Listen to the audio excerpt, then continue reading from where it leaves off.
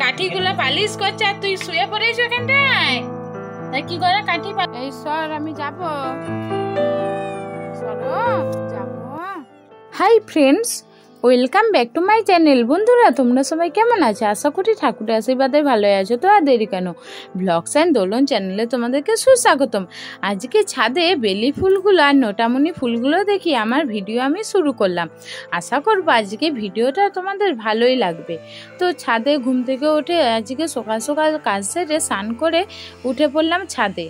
তো আমি ছাদে উঠে আগে দেখি আমার গাছগুলো। তো আমার ফুল গাছ দেখতে এত ভালো লাগে চারিদিকে। আর এই যে আকাশটা দেখলাম মেঘাচ্ছন্ন হয়ে আছে। আর তোমাদের দাদাভাই এখানে কি করছে দেখো। তোমাদের দাদাভাই একটা লাউ গাছ লাগিয়েছিল পলিথিনের ভিতরে। তো লাউ গাছটা বড় হয়ে যেতেই ভাবছে যে তাহলে লাউ গাছটা পুঁতে দিই।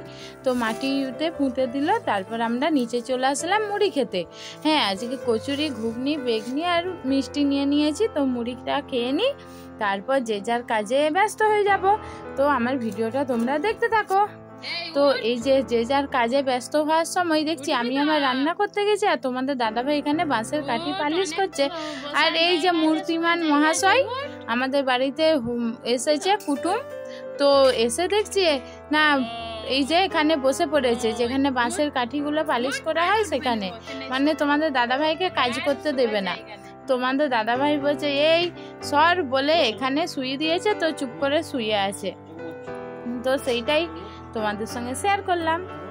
শ্রাবণ মাসের দ্বিতীয় মঙ্গলবার ধরে আমাদের 14 শাক হয়। হ্যাঁ, 14 শাক মানে মা মনসা মায়ের কাছে 14 রকমের শাক, তার সঙ্গে ওল পাতা দিয়ে পুজো দিতে হয়। আর বাড়িতে এই 14 রকমের শাকের সঙ্গে ওল পাতা দিয়ে শাক রান্না করে খেতে হয়। তো এই শাক হাতে করে কাটতে হয়, বঁটি কি ছুরি দিয়ে কাটা চলবে না। তো এই যে দেখো কত রকমের শাক, অনেক রকমের, মানে বলে গুনে আর শেষ করতে পারা যাবে না। পালং শাক, সুইনি শাক, ঢোলা শাক, সজনা শাক, তারপর মূলো শাক, তারপর লাউ শাক, তারপর পুঁই শাক, তারপর কাঞ্চা চিরা, বেড়াল খেটা শাক, তারপর হচ্ছে মূলো শাক, আর হচ্ছে ওই কাঁটা লোটা, আর লাল লোটে, সাদা লোটে, আর তার সঙ্গে ওল পাতা আছে।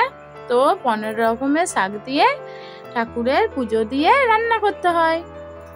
আজকে আমার এই ছোট্ট ভিডিওটা আশা করব তোমাদের ভালোই লাগবে।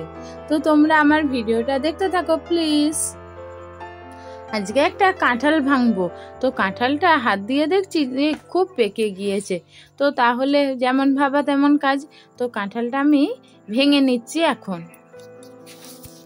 কাঁঠালটা ভাঙার পর দেখছি বেশ সুন্দর সুন্দর কুয়ো হয়েছে। তো আমি ছোটবেলায় এই কাঁঠাল ভাঙা দেখেই মনে পড়ে গেল গাছে উঠে একবার কাঁঠাল পেড়ে সেই কাঁঠাল ভেঙে খেয়েছিলাম।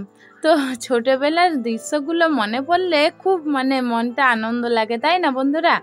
হ্যাঁ, কারণ বাড়িতেই তো কাঁঠাল গাছ ছিল। তোমাদের সঙ্গে কথা বলতে বলতে কাঁঠাল আমার খাওয়া হয়ে গেল ভেঙে। কাঁঠাল তো বেশ ভেঙে ফেললাম, কিন্তু হাতে যে আমার আঠা হয়ে গেল। তো প্রথমে তেল নিয়েছিলাম, তবুও হাতে কত আঠা হয়ে গেছে দেখো। আমি এবারে কি করব না, আগে সাবান দিয়ে হাতটা ধুয়ে নেব।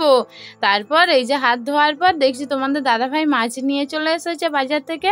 তো মাছগুলো এবারে ভালোভাবে ধুয়ে নেব। তো মাছগুলো কেটে এনেছিল, তাই আমাকে আর কাটতে হয় না। তো মাছগুলো ভালোভাবে ধুয়ে নিই। আবার দেখো বন্ধুরা, ছাদে উঠেই একটা জিনিস তোমাদেরকে দেখাবো। তো ছাদে সূর্যমুখী ফুল হয়েছে দেখো। আমার তো খুব মজা লাগে এই সূর্যমুখী ফুল দেখলে। আর এই যে গন্ধরাজ লেবু হয়েছে। তো গন্ধরাজ লেবু আজকে আমাদের খাওয়া হবে ভাত দিয়ে। তার জন্য ছাদে উঠে গন্ধরাজ লেবুটা আমরা কাটছি। তো আমরা নয়, আমাদের মানে এসেছে, ওই বললো গাছ থেকে পারবে। দেখি এরকম করে ধরে দাঁড়া একটা ছবি।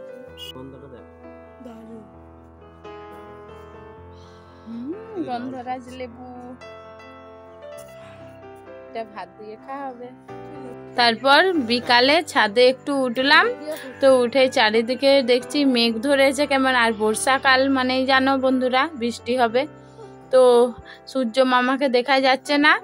তো আজকের মতো ভিডিওটা এখানেই শেষ করলাম। আমার ছোট্ট ভিডিওটা আশা করবো তোমাদের ভালোই লাগবে। Thanks for watching my video বন্ধুরা। তোমরা সবাই সাথে থেকো, পাশে থেকো আর সুস্থ থেকো, ভালো থেকো। আজকের মতন টাটা, দেখা হবে পরের ভিডিওয়।